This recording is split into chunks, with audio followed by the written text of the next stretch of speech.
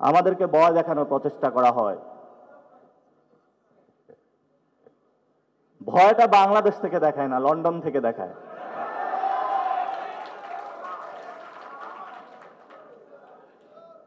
আমরা কি অনলাইনে কাউরে ভয় পাই?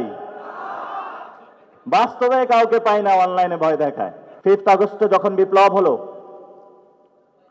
ক্যান্টনমেন্টে যখন মিটিং বসলো, পরবর্তীতে একটি জাতীয় সরকারের আলাপ আসলো, বাংলাদেশের দুর্নীতির অন্যতম মাস্টার মাইন্ড 2001 থেকে 6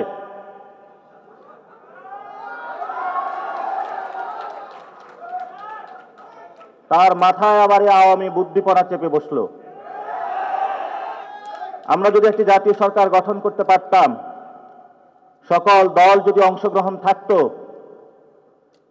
বিপ্লবী একটি সংবিধান বানাতে পারতাম, তাহলে দুর্নীতির যে মাস্টার মাইন্ড তার পাল্লায় বর্তমান দেশ যে পরিস্থিতি আছে এটা পড়তে হতো না।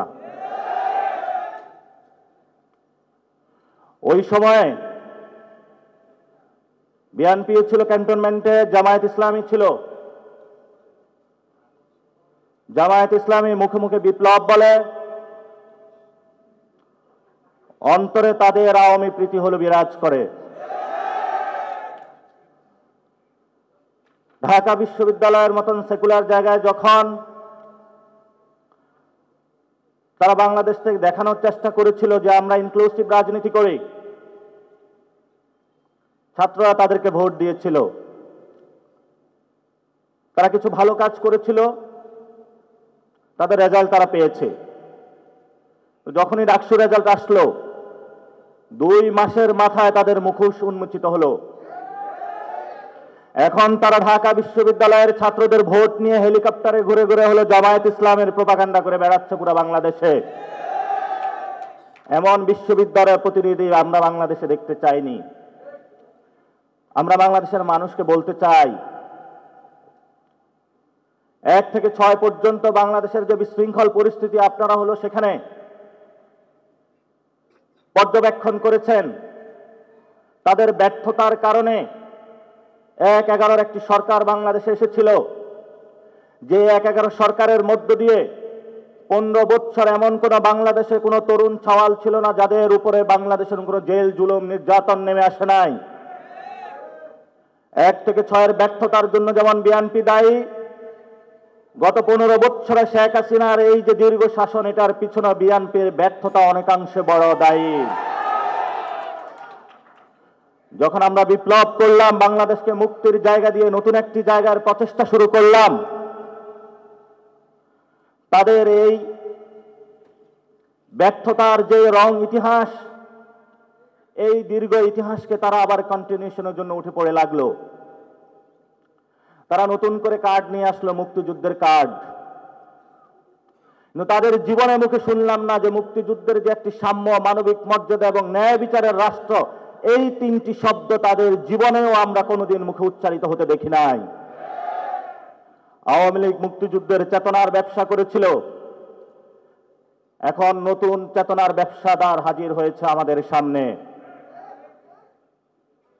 আমরা তাদের উদ্দেশ্যে বলবো, বাংলাদেশে চেতনা দিয়ে পলিটিক্স হয় না। আপনারা 2001 থেকে 2006 পর্যন্ত জামায়াত ইসলামী সহ প্রত্যেকটা সেক্টরে বাংলাদেশে দুর্নীতি করেছেন, আর এখন নতুন করে প্ল্যাটফর্ম বাগিয়েছেন যে তুমি ইসলাম নিয়ে অর্ধেক, আমি অর্ধেক। আগে হলো এক প্লেটে বসে খাইতো, এখন প্লেট ভাগ কিন্তু এক পাতিলে তরকারি। জামায়াত ইসলামী দুর্নীতির জন্য সমান দোষে দোষী, মানুষ এগুলো এখনো ভুলে যায় নাই। এজন্য আমরা এখনো বলি, সময় আছে, সুযোগ আছে। একটি সাম্য, মানবিক মর্যাদা এবং ন্যায় বিচারের রাষ্ট্র গঠনের যে মানুষ স্বপ্ন দেখিয়েছে, সেই স্বপ্নে আপনারা আগ্রহী হন, কিন্তু তাদের কথা কানে যায় না। আমরা তাদেরকে বলবো, 300 আসনে গডফাদার দিয়ে শেখ হাসিনা নিস্তার পায়নি। আপনি কিভাবে পাবেন, কোন জায়গায় আপনি স্বপ্ন দেখতে পাচ্ছেন, সেই স্বপ্নটা আমরা একটু বুঝতে চাই। কয়েকদিন আগে তারা বলল যে তারা নাকি বাংলাদেশে নাকি দুর্নীতি হলো রিমুভ করবে বা দুর্নীতি হলে শেষ করবে।